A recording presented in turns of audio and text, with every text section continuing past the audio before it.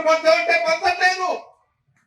చాలా మందికి డబ్బు ఉంది, భూములు ఉన్నాయి, మరి పేదవాళ్ళకి ఏమీ లేవు. మరి పేదవాళ్ళని ఎట్లా బాగు చేయాలి? వాళ్ళకు రిజర్వేషన్లు ఇవ్వాలి. ఇవ్వాలంటే ఈ దేశానికి సైమన్ కమిషన్ వస్తున్నాడు. గాంధీ సైమన్ గోబేక్ అన్నాడు, భగత్ సింగ్ సైమన్ గోబేక్ అన్నాడు. మరి బాబాసాహెబ్ అంబేద్కర్ ఒక్కడే సైమన్ ఈ దేశం వచ్చి చూడు అని బ్రిటిష్ వారిని కోరాడు. తద్వారా ఈ దేశానికి సైమన్ వచ్చాడు. వచ్చిన తర్వాత ఈయన చూడండి, ఈయన మంగళాయన, సెంటు భూమి లేదు, క్షౌరం చేసుకొని బతుకుతున్నాడు. ఈయన చదువు ఉండాలా లేదా? ఈయనకు రిజర్వేషన్ ఉండాలా లేదా?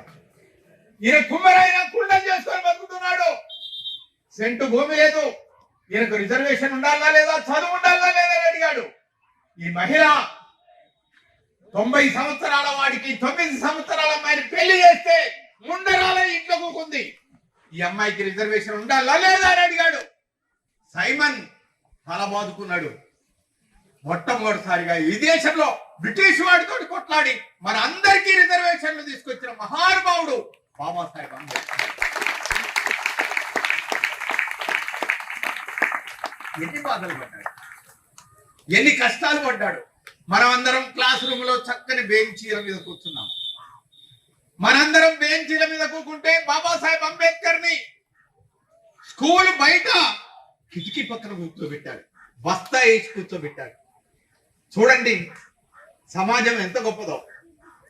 అందరూ క్లాస్ రూమ్ లో మాస్టర్ లెక్క చెప్పాడు, బోర్డు మీద అందరు లెక్క చేస్తున్నారు, ఎవరికి లెక్క రావట్లే. అప్పుడు బాబాసాహెబ్ అంబేద్కర్ బయట కూకొని బస్తా మీద కూకొని, మాస్టారు నేను లెక్క చేస్తాం మాస్టారు, అరే రారా అని అన్నాడు. తీరా వచ్చి బ్లాక్ బోర్డును ముట్టుకునే వరకే క్లాస్ రూమ్ లో పిల్లలందరూ వాడు వెలివేసిన వాడు, వాడు అంటరాని వాడు, వాడు బోర్డును ముట్టుకుంటే ఆ బోర్డు వెనకాల ఉన్న మా టిఫిన్ బాక్సులు మైలబడతాయి, కాబట్టి వాడు లెక్క చేయడానికి వీల్లేదు అని అన్నారు. అప్పుడు ఆ మాస్టర్ అన్నాడు, ఆ బాక్సులు పక్కన పెట్టండి అని బాబాసాహెబ్ అంబేద్కర్ ని పిలిచి ఆ లెక్క చేయటానికి అవకాశం ఇచ్చాడు. బాబాసాహెబ్ అంబేద్కర్ పేరేంటి? అంబేద్కర్ అని లేదప్పుడు, వాడేకర్ అనే ఉండేది.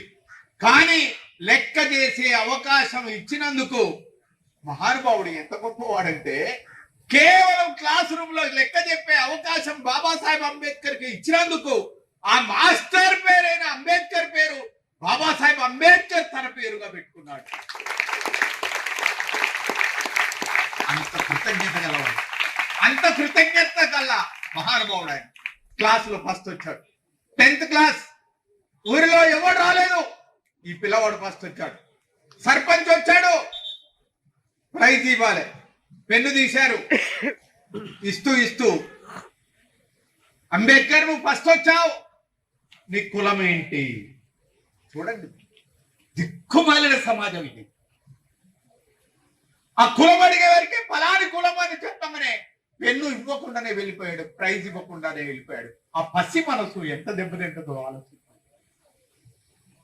పట్టుదలతోటి బాబాసాహెబ్ అంబేద్కర్ బయట దేశాలకు వెళ్ళాడు, చదువుకున్నాడు. తాను బాగా చదువుకొని ఊరొస్తున్నాడు, భారతదేశం వస్తున్నాడు. భార్య ఎన్నో కలలు కన్నది. మా ఆయన వస్తున్నాడు, టాటా కాడ ఉద్యోగం చేస్తాడు, బిర్లా కాడ ఉద్యోగం చేస్తాడు, ఎవడు చేయరు ఉద్యోగం చేస్తాడు, నాకు బాగా డబ్బులు వస్తాయి అని పాపం అమ్మాయి కలలు కన్నది. పిల్లలందరూ చచ్చిపోతున్నారు, డబ్బులు కూడా లేవు.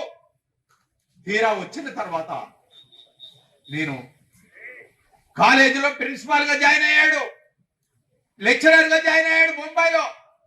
అని క్లాసు చెప్తానంటే అంబేద్కర్ క్లాసులో పిల్లలు రావట్లేదు, అంటరానోడు చెప్తే మేము రావని. మొదటి రోజు చెప్పాడు, రెండో రోజు చెప్పాడు, రాలే. మూడో రోజు 10 మంది వచ్చారు, 4వ రోజు 20 మంది వచ్చారు, 5వ రోజు స్కూల్ పిల్లలందరూ వచ్చారు.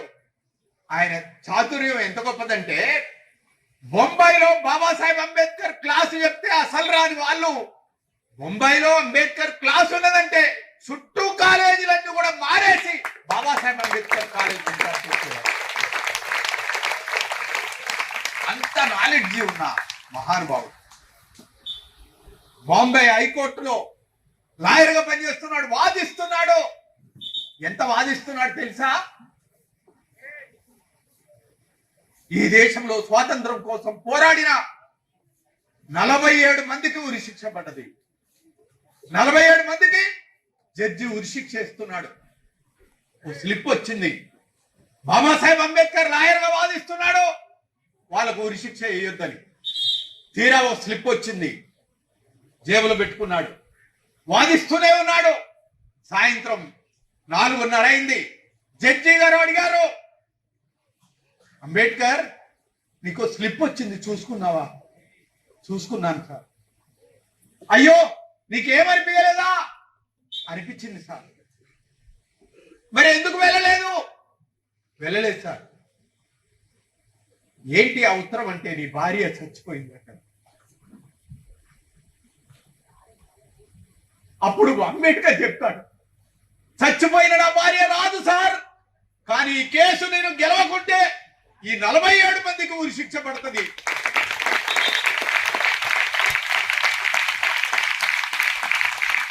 కాబట్టి ఉరిశిక్ష పడకుండా ఉండాలంటే మీరు ఇక్కడ ఉండాల్సి వచ్చింది అని చెప్పారు. ఎంత గొప్ప మహానుభావుడు! ఏ దేశ నాయకుడు ఉన్నాడు ఈ దేశంలో? ఆయనను కొలవడానికి, ఆయనను నిలబెట్టడానికి ఆకాశం సరిపోదు. ఆయనని కొలవటానికి నా పాటలు సరిపోవు. అంత గొప్ప మహానుభావుడు ఆయన. ఆయన ఎంత గొప్పవాడంటే ఈ దేశంలో ఉన్న పేదవాళ్ళందరికీ కూడా ఓటు హక్కు కావాలని కొట్లాడితే, ఓటు హక్కు వస్తే, రిజర్వేషన్లు వస్తే గాంధీ